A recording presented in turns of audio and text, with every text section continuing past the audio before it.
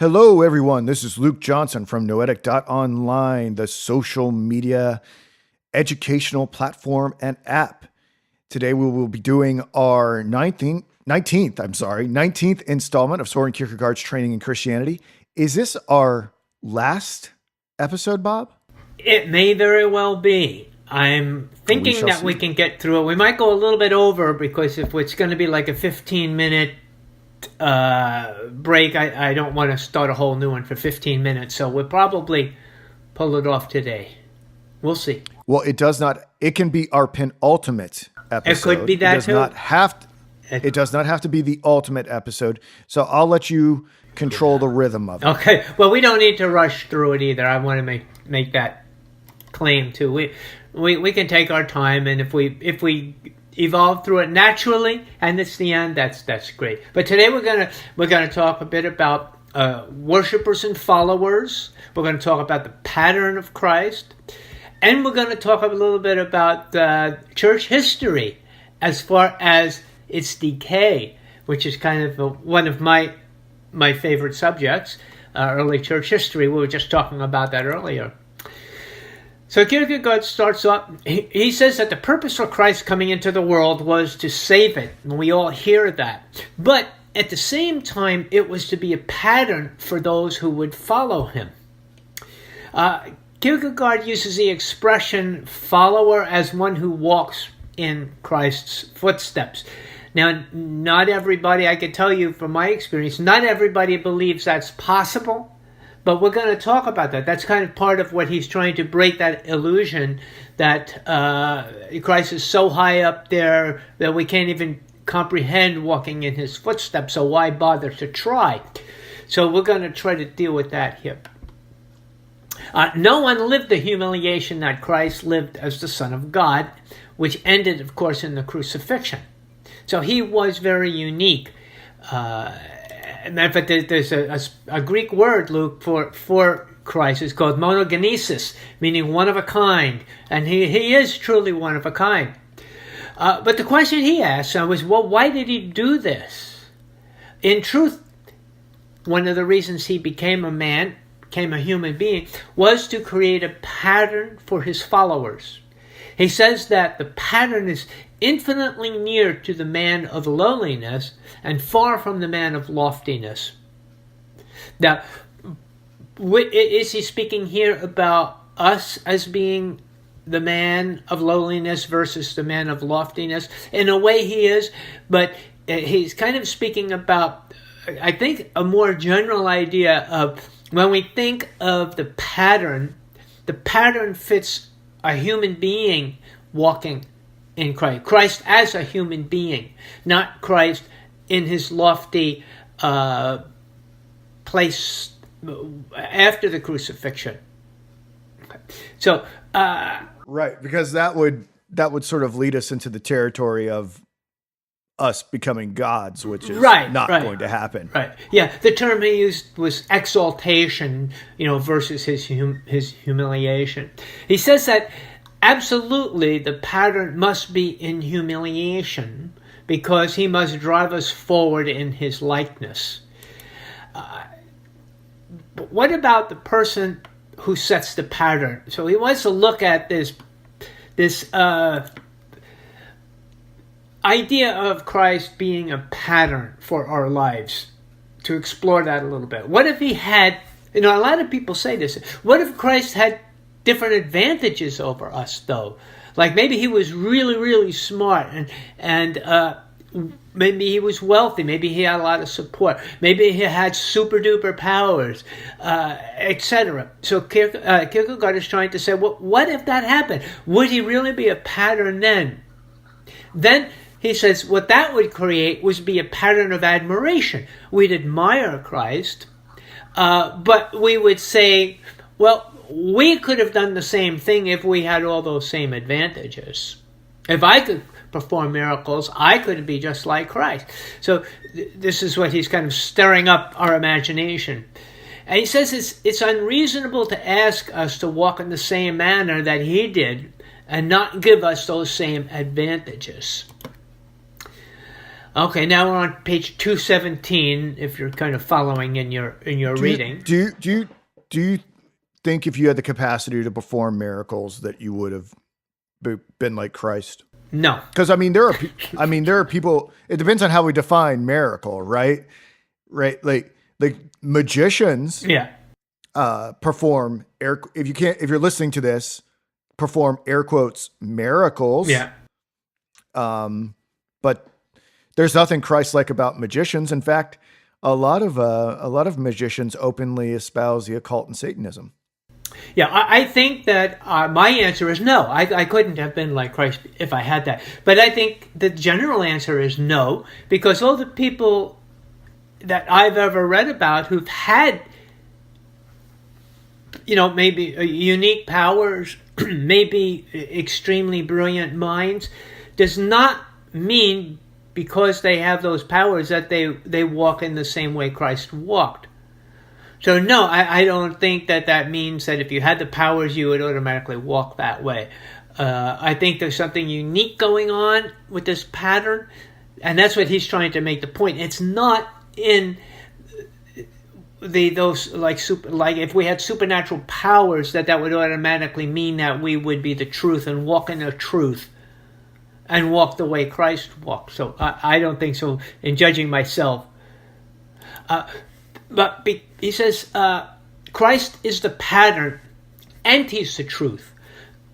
Because of this, people admired Christ.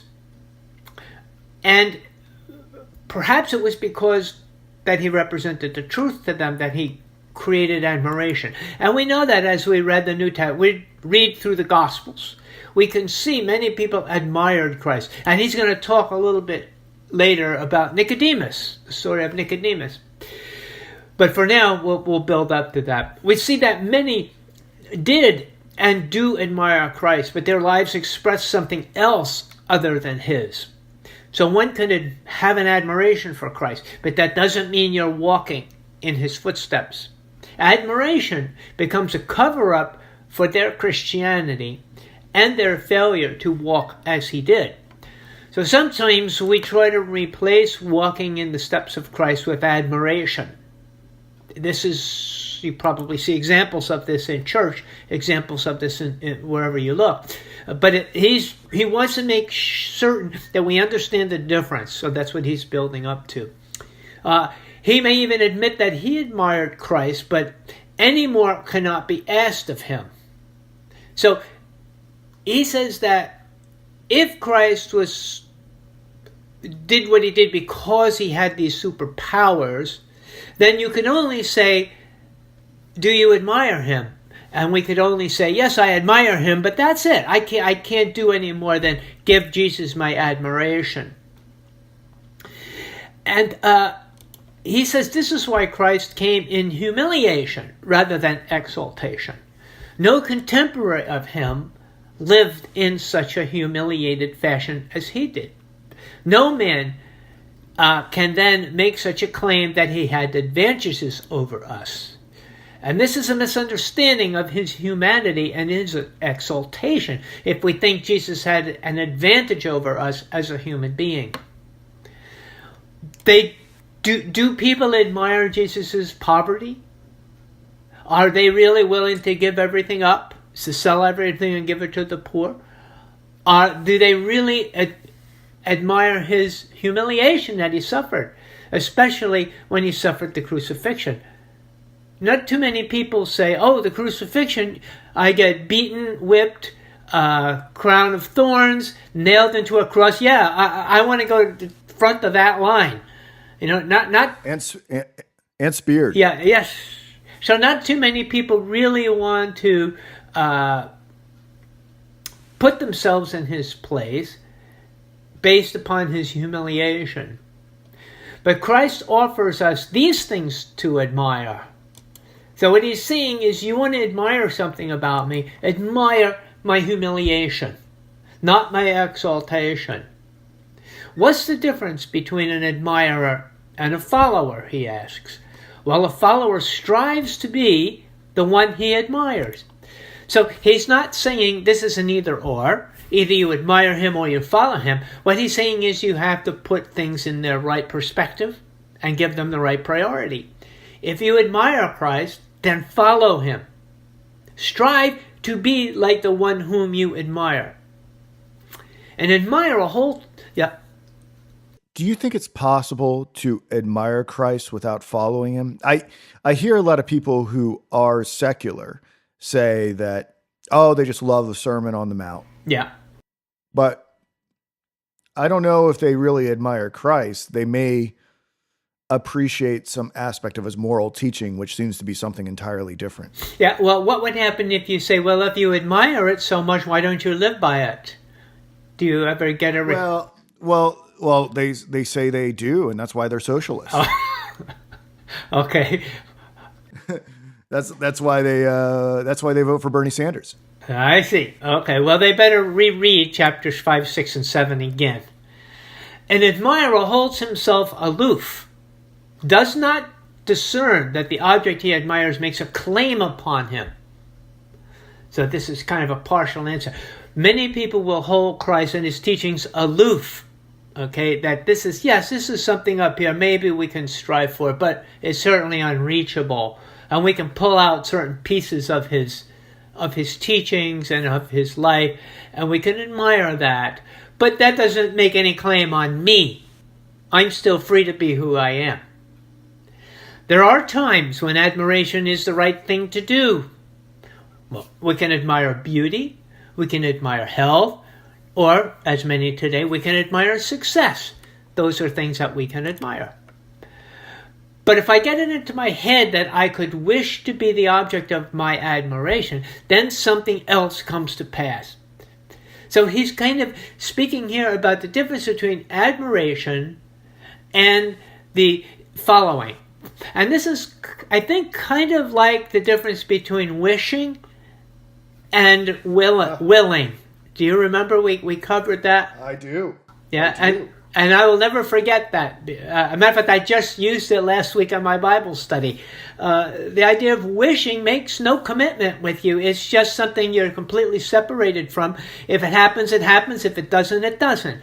But there is no connection between you and between what you wish for. Whereas when you will for something to happen, you throw yourself into it, regardless of whether it's successful or not. But it's a commitment that you make when you will something to be true. And so I think he's speaking about the same thing in different terms here. But if he says that sometimes admiration becomes envy when it's something that you don't really try to get, but something rather that you wish for. It becomes more of an envy. So in the universal human being, admiration is out of place. And it's disingenuous. If I respect someone because of their unselfishness, their devotedness, etc., I ought not just to admire him, but resemble him. So in other words, throw yourself into it. If you really admire that person's unselfishness and their devotedness or their faith, then join him. Become part of that movement, so to speak. So for instance, I spent a lot of time in the music industry. Yes. And a lot of people had individuals that were major influences on them. I had them as well. Yes. I had to sacrifice a lot of those idols when I came into new information, but some people still have them. So there would be these particularly high idols like David Bowie or Bob Dylan or something to this effect. And people admired them so much that they started to kind of copy them. What would Kierkegaard have to say about that? I mean, in a way, these people are putting their money where their mouth is. They are imitating an individual they admire. It's just not Christ. That's an excellent point. I can't tell you what Kierkegaard would say. I could say what I would say as a person who studies Kierkegaard. And I think that there's a difference between following here and copying or imitating. Okay, you can try to sing like those people, and you can try to dress like those people, and wear your hair like those people, and et cetera, et cetera. But what we admire about them is their ambition, the sacrifices that they made to become what they do, the practice, the unending hours of practice to get to be as good as they are. That's what we have to admire about those people in the music business. You can't admire the finished product without admiring how they became the finished product. Well, let me just play Killjoy here. Okay. Some of the sacrifices they made, I don't think many people would want to do. Well, I understand. Yeah, I'm not recommending that you become like David Bowie. I'm just saying that. And I would steer people towards a certain 60 Minutes interview with Bob Dylan where he talks about a certain deal with the prince of this world. Oh, yes. Okay. Same thing. Yeah, you don't want to, but that's just to make the point. It's a difference between, admiration and copying and between following. A lot of, in the 60s, you didn't go through the 60s, a lot of people copied Jesus. They wore sandals, they wore long hair, they thought it was cool, they had a beard, they looked like Jesus. For them, that was following. But it wasn't following, it was imitating. And that's the difference. Well, we also got a lot of cults. And we did get a lot of cults. We certainly did. The 60s are famous for producing that. I should not deceive myself by thinking that if I admire him, I am meritorious. So he says that I shouldn't deceive myself by thinking that by admiring Christ, I earn something. I should say, wow, I am a pretty good guy because I admire Christ. He says, no, get that out of your head. There's nothing meritorious about merely admiring Christ. If I see this unselfish person and say to myself, am I his equal? I begin to think about myself and how much improvement I need in my life. He becomes forgotten, or rather that he now has a claim on his life. So if I saw a person who was unselfish, the question I should ask myself is, what does that say about me? Am I equal to him? And if I'm not, maybe I need to make some changes. That's what he's speaking about here. As you see somebody, you admire them, follow their footsteps. What changes do I need to make in my life in order to be like the person that I admire? I think that this means that it's a matter of hierarchy. He's still there being admired, but there's something missing. So when he says here in this last part, he says he becomes forgotten, or rather that he now has a claim on his life, is the idea of putting away the object of admiration and focusing upon the following rather than the admiration. He's putting things in hierarchy, like I said a little earlier, that we want to make sure following is what our aim is for, not admiring.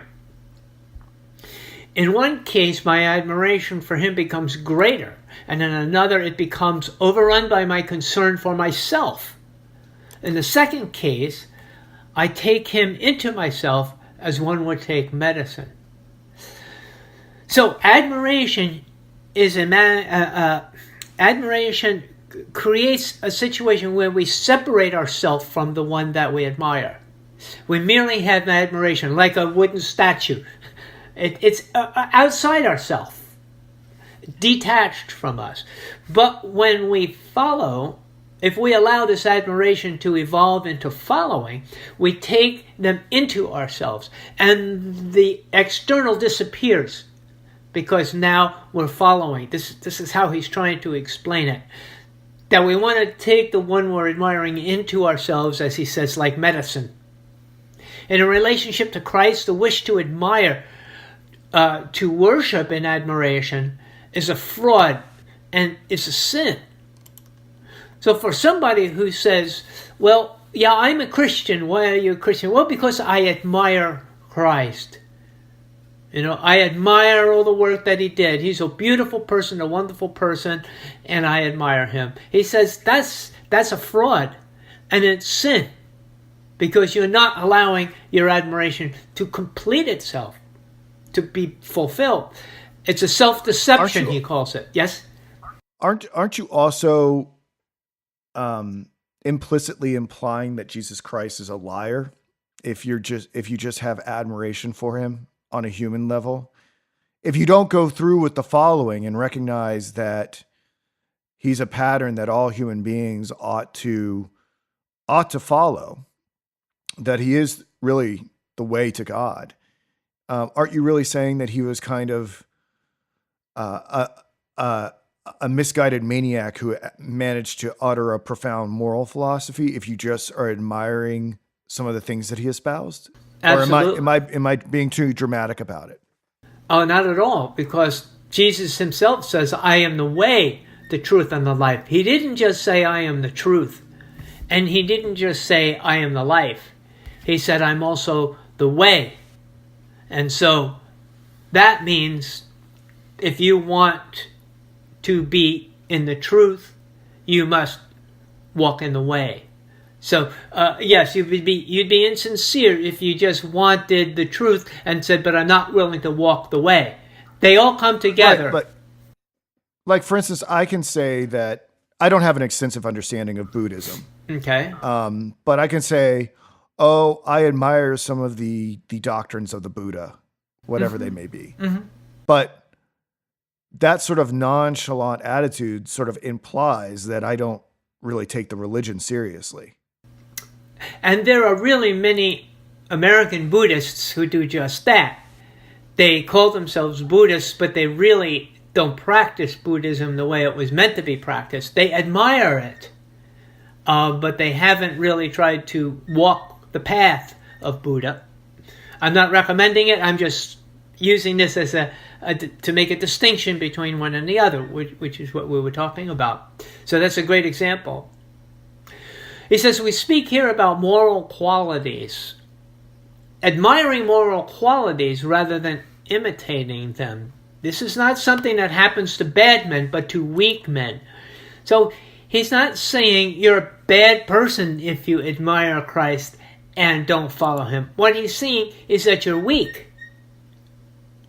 And you have to see it as a weakness, a flaw, rather than as that you're a bad person because you can't do this.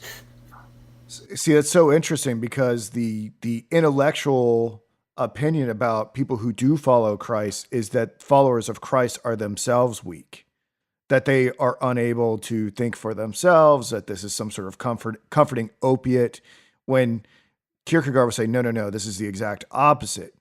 The people that follow Christ have overcome their weakness, whatever that weakness may be. Pride, addiction, whatever else. It's just what I'm pretty much demonstrating here is the collision of perspectives. Yeah, that'd be the Nietzschean way of looking at Christianity. Okay. It's in their imagination that because they admire someone that they have a relationship with him.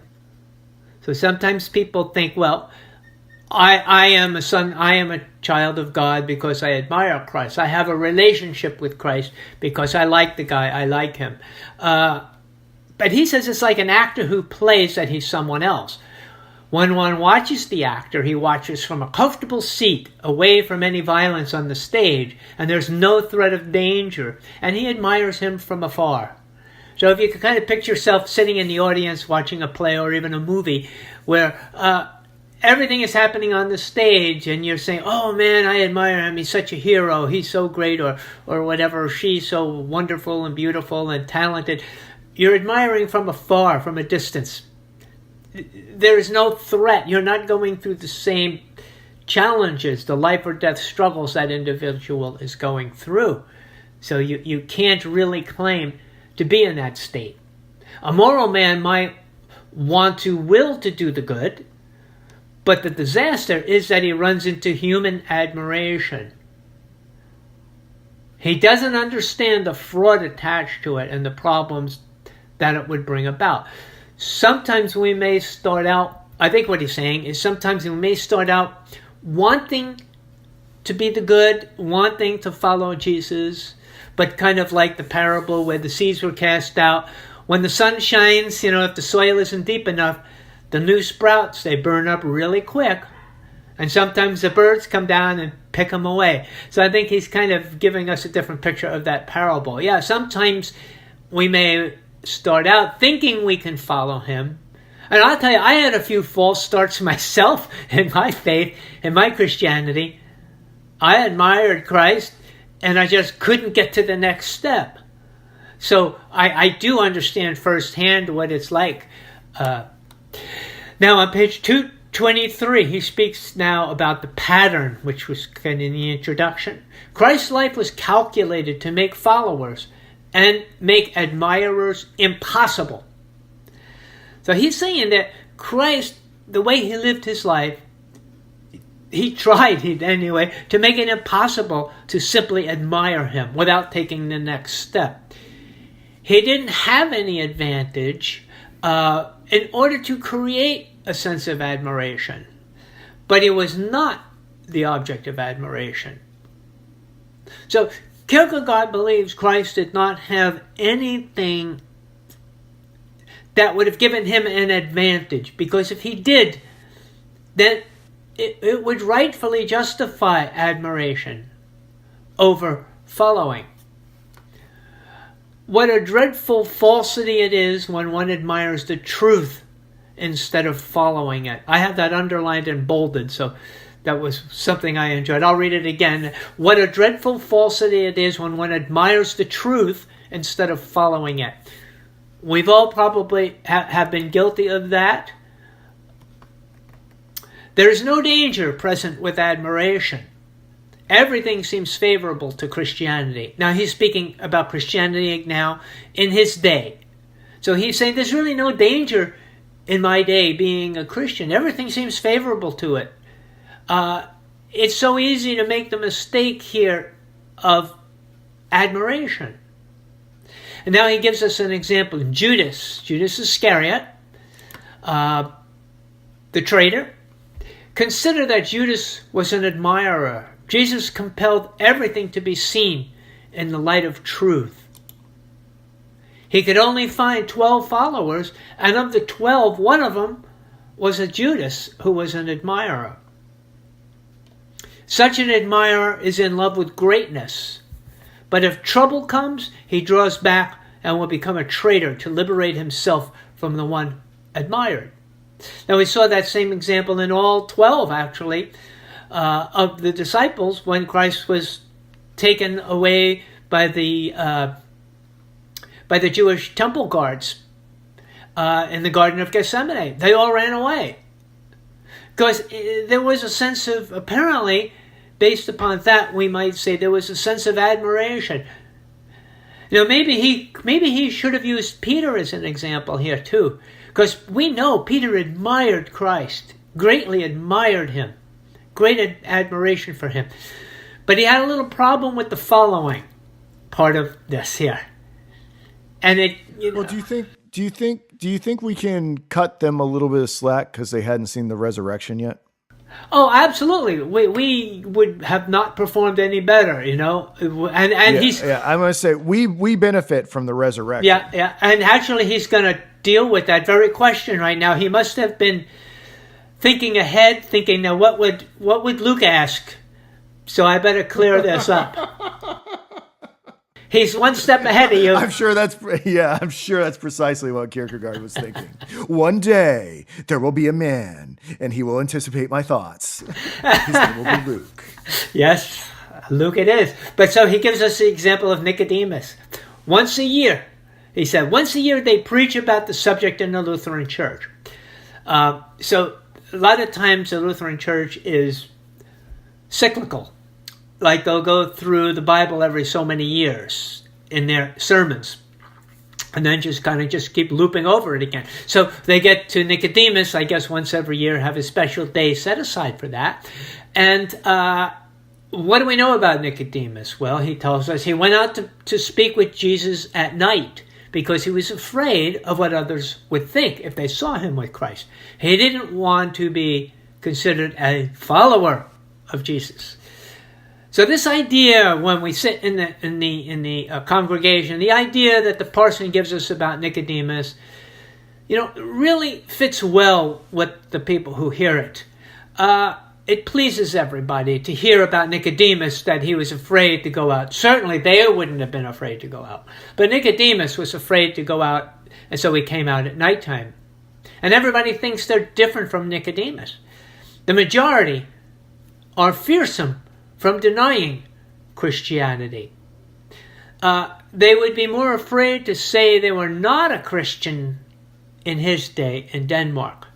So where Nicodemus had differed from those in Christendom in Kierkegaard's day was, in Nicodemus's day, it was dangerous to say you were a follower of Christ, or you thought Christ made some really good points. You would anger the Sanhedrin, and you would automatically be on the other side of the line. But he said in his day, in Kierkegaard's day, it's the opposite. It's easy to say I'm a Christian, but not so easy to say I'm not a Christian, I denounce Christ, I don't believe in him. Because, if we remember, everybody was a Christian in Denmark. But he says this is nonsense, and such preaching is debauchery about Nicodemus. Kierkegaard says that Nicodemus was an admirer, and the danger was too much for him to handle to become a follower. He wanted to keep himself aloof, and at the same time wanted a relationship with him, so he did it at night. So he, like many people, and especially in the congregation probably that Kierkegaard was speaking about, who hear this thing about Nicodemus, they don't realize that they themselves are holding themselves aloof by making themselves admirers of Christ rather than followers. So it's easy for someone to think that they were better than Nicodemus. But Nicodemus, he says, in a way, has a right to judge us. He never became a follower, it is true, or at least what we know. He was willing to protest that he did not believe such a doctrine. When one thinks of a doctrine, one's life may not be changed by it. So he didn't believe in the things that Jesus, or at least all the things that Jesus taught. He rejected those things that Jesus taught. His conviction has no effect upon his life, and it becomes a contradiction. Now, with Nicodemus, he was kind of in between. He really listened to some of the things that Christ said, and obviously, if he went out to see him at night, Christ must have said some things that caught his attention. It must have at least made him curious as to some of his teachings. So there was some admiration there for Christ. But he would protest against being a Christian or being a follower of Christ at that time.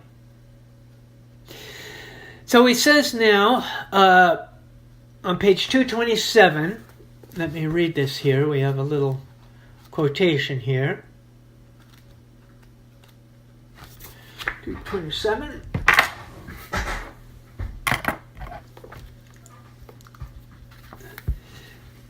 Okay, the admirer can say challengingly to the follower, it is not the conviction that this doctrine is the truth. I'm sorry, I have to read that as a question. Is it not thy conviction that this doctrine is the truth?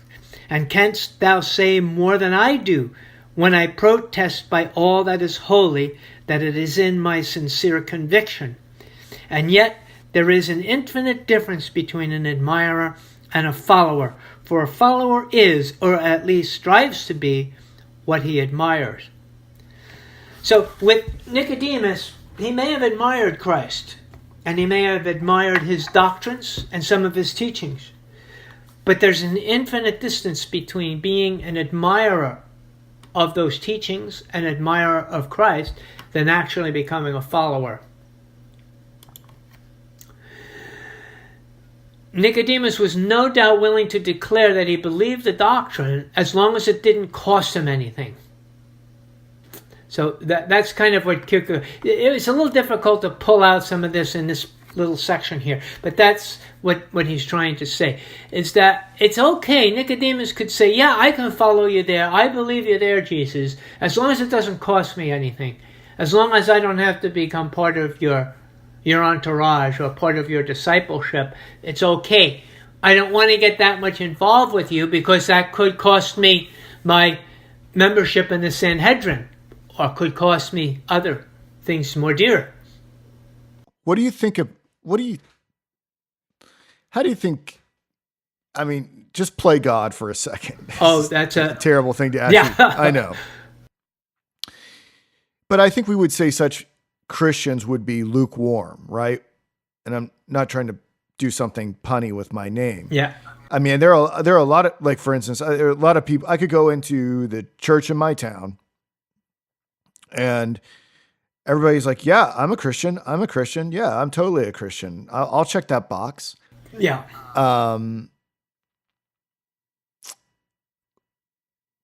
How many would be willing to sacrifice their reputation? How many would be really willing to sacrifice their livelihood? What do you think God makes of those different types of admiration and following? I mean, in the book of Revelation, I think, doesn't Jesus say that he's going to spew the lukewarm out of his mouth? Yeah, he said that's exactly what he would do. He would vomit them, spit them out of his mouth. So being lukewarm is not an option. This is some pretty harsh stuff. Yeah, being lukewarm is not an option. Yeah. But it raises the real possibility. This raises a very interesting theological possibility that even those who profess to be Christians may not be saved. Yeah, many who come to me on that day shall say, Lord, Lord, didn't we do all these wonderful things in your name? And I shall say unto you, get away from me, and cast them out into outer darkness. So, yeah, we don't hear that so much. And maybe the reason we don't hear it because even the preachers, the pastors, the priests don't live the life they ought to live. So they're not good examples of giving everything up for Christ. And so how could you expect the congregation to do what the pastor's not willing to do? So, we need examples. We really need examples of Christians today. People to stand up and be that. And not so that they could be admired. Otherwise, we'd be just downgrading the admiration and saying, well, now I admire Luke because he's done such a thing. No, don't admire Luke. Do what Luke did. So I always like to teach in our class, tell people you're role models in this class. People are watching you. Even if you don't know it, they're watching you. But I mean, and this raises interesting questions about what it means to follow Jesus Christ in the 21st century. I was thinking about it just yesterday, or 2 days ago, maybe. I was at the supermarket and I saw this vintage Jaguar from 1994. And I thought to myself, oh man, that'd be a cool car for me if I ever had any money. And then I got to thinking about, I mean, the fact that I have a car at all. Yeah. Right. I mean, is there, like, I have, I'm probably due for a new car. Like, it's, I've had it for a while. It's still functional. Yeah. But the fact that I even have a car compared to other parts of the world is a very luxurious possession. Yeah. Am I not truly following Jesus if I have a car? Or like this computer or this device that I'm using to record this conversation? Mm-hmm. Is there something unchristian about the fact that I have these possessions? I mean, I'm not truly living like the disciples and Jesus. I have more possessions than them. No, but the thing Christian is that you ask yourself the question.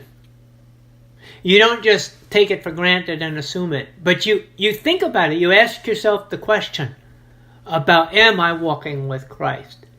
And you will arrive at the point that the things aren't important.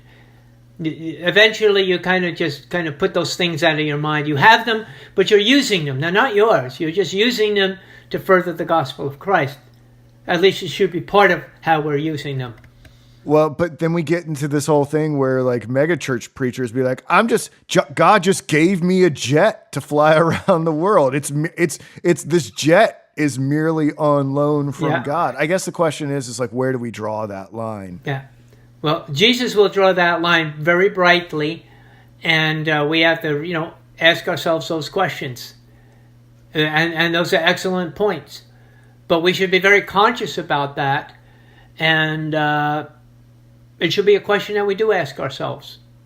What am I teaching? What am I preaching? Am I living the word that I'm preaching? I use all these things to spread the gospel.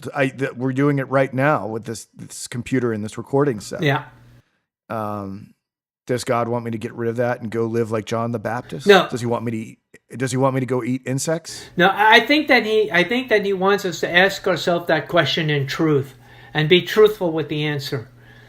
So about the Learjet and things, I think we need to ask ourselves in reality, in real time, in truth, as Kierkegaard says, before God, truth before God. Can I say that I'm doing this for that reason? Or am I doing it because of greed? I'm doing it because I just like luxury. And it just happens to be I get to use it for a little bit of time to preach the gospel. But it's mine. It's part of who I am. And when we identify with those things, that's where we falter. So yeah, we need to ask ourselves those questions, but seriously ask ourselves those questions. So we can't stand in judgment of other people, as much as tempting as it is. We can't stand in judgment of rich pastors. But I think they need to realize that they're going to have to account to other people other than me and you for what they've got. And we need to evaluate what they're really preaching. And I think that's really, I find a connection between those people and what they're preaching, and are they really preaching the gospel, as opposed to those people who don't have all those things and know they're really preaching the gospel. So that's what it comes down to. It's not comes down to how much money they have. It comes down to, are they really preaching the truth about the gospel, or are they not preaching the truth about the gospel? And that's where it comes down to for me. That's what it is tempting to argue about people who have so much money, but I've realized it's more important for me to determine whether they're hypocrites and false teachers rather than just wealthy people who are preaching. I don't challenge their wealth as much as I challenge their preaching, the quality of their preaching. So he says, only real danger can make this distinction clear, which existed during the time of Christ. So during the time of Christ, Nicodemus was afraid, and rightfully so. He was afraid that if he was aligned with Christ, something was going to happen bad to him. And in the militant church, true Christians became more numerous in the first century. So here's now we get a little bit into the first century history of the church. So how the church grew and so forth. So he says at the time of Christ, one must be very guarded about their Christianity and what they could say and where they said it and to whom they said it. But as the church spread, he says the growth of the church happened when the church left Palestine, when it left Jerusalem and Israel and went out into the world. Proportionally, he said it was the same. It was the same proportionally, for as time went by, it became easier to become a Christian. So as Christianity began to blossom, not immediately though, he doesn't say this, but not immediately, but as it spread and Christianity became more and more popular, like around the late 2nd, 3rd century, it became easier to be a Christian because there was more of them, became more acceptable, especially after the time of Constantine. It became almost recommended to be a Christian. So the distinction between the admirer and the follower was not so clear. So before, like during the 1st and 2nd century, it became life or death if you believed or didn't believe in some situations. So that's when you could tell the admirer from the follower. But after kind of post-Constantine, so to speak, it became easier to be just the admirer and not the follower. And they began to blend itself together. In the early Catholic Church, we see such blending take place. And Kierkegaard is explaining it now. The blending took place because following Christ became admiration for Christ. And we could keep Christ way up in the sky where we admire him rather than have him beside us where we have to follow him. It became clear that Christ was an important and extraordinary figure. He was not considered to be a God-man, for that required faith, for it can't be historically proven. So, Jesus being God, if you're trying to prove it through history or science, you can't do it. It's not provable in Kierkegaard's mind. And I know some theologians don't believe that. They think that we can still prove it somehow, but we can't. I don't think DNA on the shrouded turret is going to prove anything. So that would be kind of like the scientists would say, if I could only test the DNA one more time, we'd see that it was somehow divine DNA in there, or perfect DNA or something. But no, it's not going to be able to prove it. And history doesn't prove it. History brings us back to the eyewitness. We have eyewitnesses, but we don't have proof. I think all we can really do yes, is really to amplify the choice and to say if it was likely or not likely. I don't think it's going to admit of proof. What do you think about that? Say that one more time. I think if we did a historical analysis of Jesus, we could make his existential status likely or less likely, but the choice would still remain. I don't think we could prove it, but we might be able to elevate the likelihood of it, evaluating historical sources and archaeology and things of this nature. Yeah. Well, but that doesn't necessarily make the choice any easier. Well, it's a lot of books have come out, like from Bart Ehrman and Crossan and other authors, against Christianity, against the belief that Jesus was the Messiah, that Jesus was God-man. And that's a good thing, because that's going to make a distinction between the true believer and the false believer. And that's what Kierkegaard is saying here. When everything is okay and nobody's going to challenge you, well, then it's easy to be just an admirer and sit back and read a book about Jesus and say, yeah, I can accept that.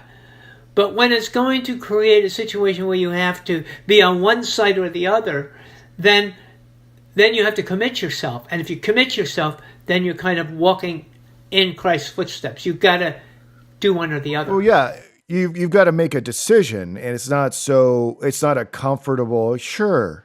It's right. Not a comfortable sure. It's like it's to be damned with all these other things, and I'm going to make the choice regardless.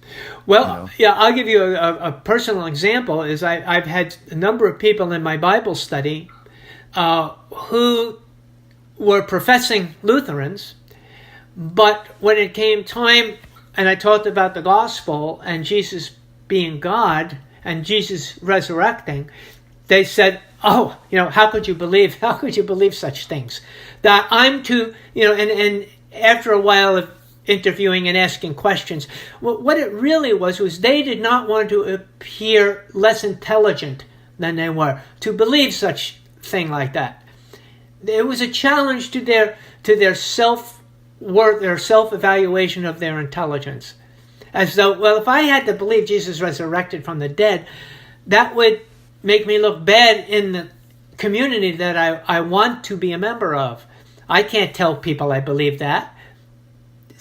I think what's really important is to point out things that they unconsciously believe that are totally farcical, that they've believed since birth, that they have no evidence for.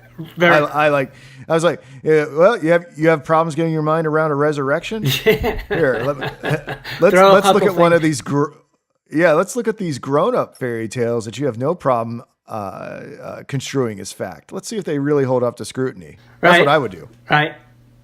So he says, yeah. In his time, the test was more vigorous because there was a lot more against proving that Christ was such an extraordinary figure, the Son of God.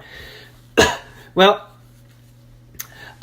when he says here, there's a lot more against proving Christ was such an extraordinary figure. I'm not sure what he means there. And I'll read that again. Maybe you can help me along with that. In his time, and I think he's meaning in Kierkegaard's time, the test was more vigorous because there was a lot more against proving Christ was such an extraordinary figure, meaning the Son of God. So there's a lot more against proving that. So, wait. So you think they had more? Let me get this right. You think they had more evidence against Jesus being the Son of God in the 19th century than we do today?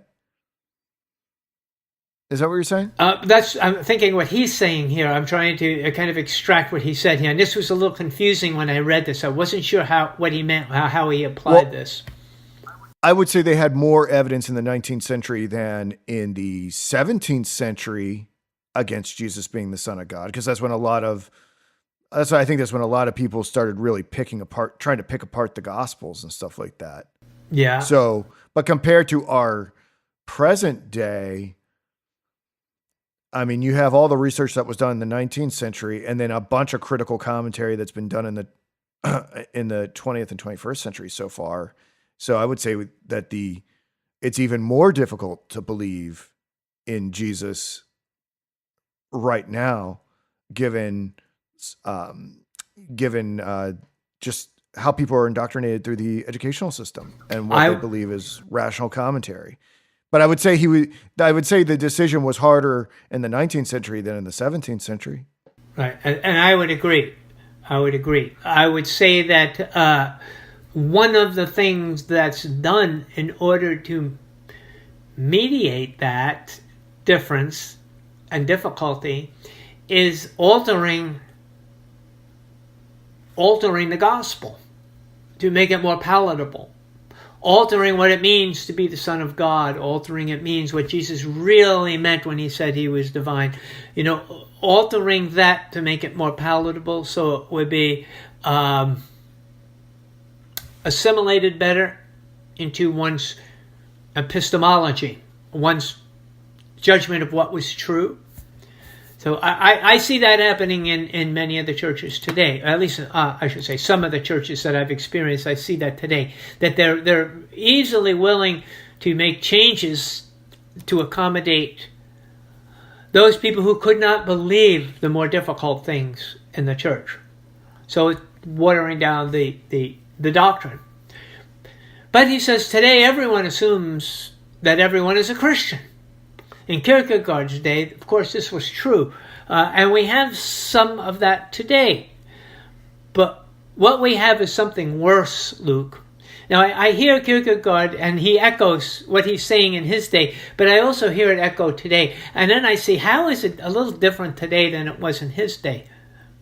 What he's saying is still true, but it's handled differently today. We have Christians claiming today that it isn't important to be a Christian. And I mean Christians who are saying it isn't really important to be a Christian. They're making it into a world philosophy as being equal with other philosophies. Many people will say, for a little while anyway, in my Bible class, till they decide that they're going to leave, they'll say, "Well, you're a Buddhist, you're a Hindu, it doesn't matter. You're a Christian. Don't you understand? It doesn't matter. They all love God, and that's the end of it." And these are professed Lutherans, believing in this. So this is how it's changed in our world today. How is watered down the doctrine in order to make it easier for people to believe, and to open up the door even wider to the point where that narrow gate is torn down with a bulldozer going through it and opening it up to everybody. Like you say, one world order, one world politics, one world church is in the making right now as well. That I'm sure we could talk about the Council of Churches. Yes. At some point, and who's a part of that. Yeah. Bob, I think we might want to find a stopping point sometime soon. I'm not going to rush you, but I think maybe just someplace that feels natural.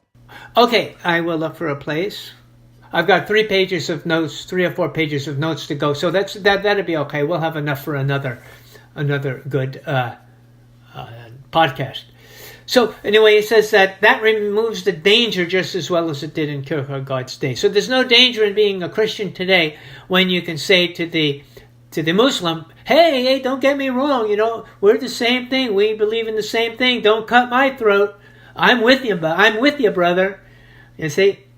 And if you can do that, you've removed the danger. An admirer can rise to great heights, he says. Maybe this is a good point, because I'm going to read a quotation, and I think this is a good point that I won't read it. I'll save it for next week, and I'll put my little note here where we left off here. And if you have any questions, I thought I'd stop here to ask you that. Or if anybody outside has any questions, don't forget to send them in, as we will have one more class to answer them. Sure, you can send them to philosophyluke@gmail.com or Robert's email. Okay, or schut@sbcglobal.net. I thought it was a wonderful lesson, Bob. I found it very enlightening today. And as always, your questions were right on target. It had been about 2 weeks since we had gotten a chance to speak because I was doing some traveling. Yeah. I had missed our conversation, I have to say. I had missed it, buddy. Well, we have to keep it up. Well, Thanks for having me here, and appreciate that. And one more week. We should do it next week. All right. Thank you so much, Robert. I'll have this up on SoundCloud and YouTube and Noetic.online immediately. Excellent. Or as soon as Bob gets me the file, and I'll edit it and render it. So maybe not immediately, maybe by 10 o'clock tonight. Time delay. All right. Take care, Robert. Okay, take care. Bye-bye.